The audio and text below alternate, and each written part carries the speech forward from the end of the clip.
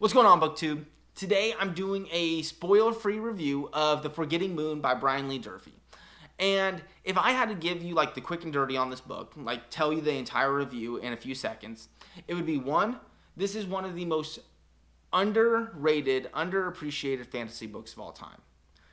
Two, this book is fully immersive. Like you feel like you are watching this take place in the Five Isles.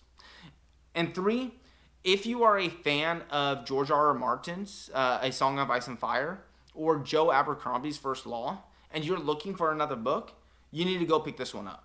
Like, you will love this book if you love those series. It's awesome. And I'm going to start by talking about the plot. And I'm doing this because when I read the reviews online, it seems like people think the plot is one of the weaker parts of this book. They mention how it feels like this book is a setup for the rest of the series. And you see this a lot in fantasy. Because you're being introduced to a whole new world, there needs to be a lot of world building and setup in that first book to make the story make sense.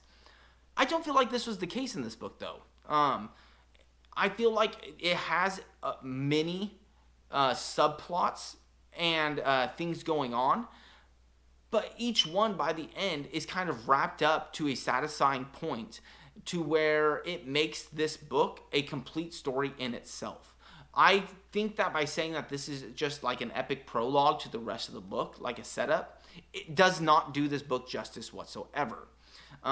Things may not go the way you expect or the way you want them to, but he does a great job in making this story an introduction to his world while being a complete and thorough story in itself.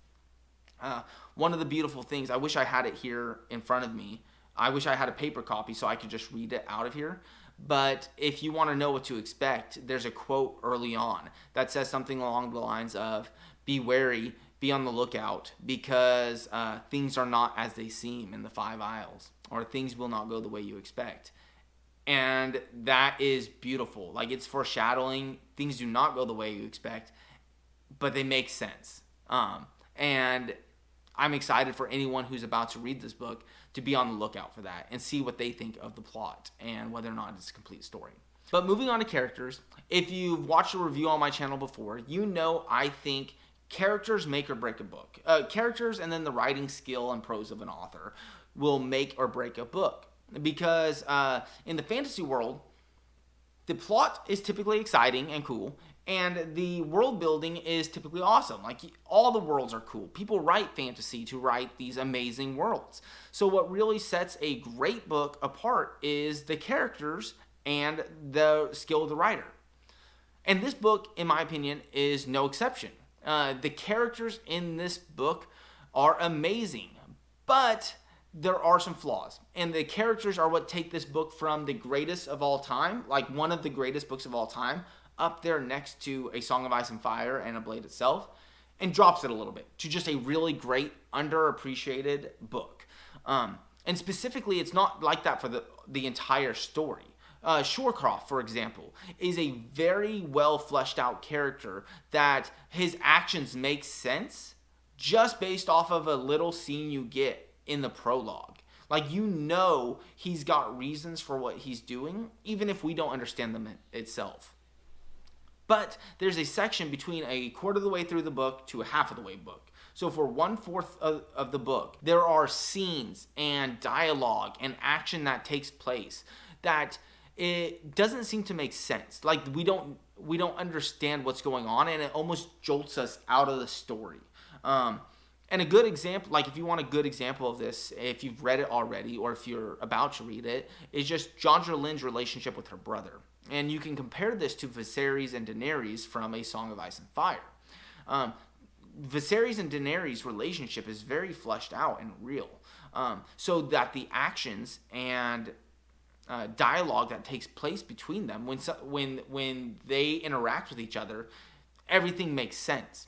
Like, you don't always know what's going to happen, but what does happen makes sense. And you don't always get that with Jandra Lynn and her brother. Certain scenes just jar you out of the story, like they don't seem to make sense. It seems like these things come out of nowhere, and they really like stop you from being fully immersed in the story for this one part of the book. The rest of the book, the characters are on the level of Martin and Abercrombie and King, but for this one section, the characters are not fully fleshed out. All right, moving on to world building. Like I said at the beginning of the review, Brian Lee Durfee does a great job fully immersing you into the world of the Five Isles. You feel like you are there. You feel like you are wearing this heavy armor. You feel like you can feel the leather of the sword handle in your hand. And he just does a great job of putting you into the story. Like, you feel like you're there. Scenes are vivid. Action scenes are vivid.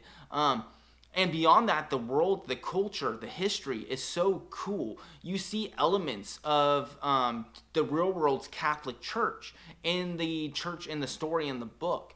You can even see some influences of the LDS Church in this story. And it is so cool that he uses things that he knows in the real world to create this beautiful fantasy world. Another amazing thing about this world building is that there's not a lot of magic. And I'm somebody who really loves magic, but there's not a lot of it in this story. There's very little, and the stuff that is just more hinted at. So he's able to create this fully fleshed out world with very little magic in it too, which is impressive. But with all that being said, that brings this review to a conclusion. The Forgetting Moon is one of the most underrated fantasy books I've ever read, and I'm so excited to continue in this book series. Brian Lee Durfee has created something truly incredible, and I'm excited to see where the rest of the story goes. I'll be reading the next 2 books this month, hopefully. His newest book, The Lonesome Crown, drops on November 29th. So my goal is to be finished with Blackest Heart by then, so I can read the 3rd book starting on the opening day. So with that being said, like and subscribe to get notified when the next video drops, and I'll be back soon. Thanks for watching.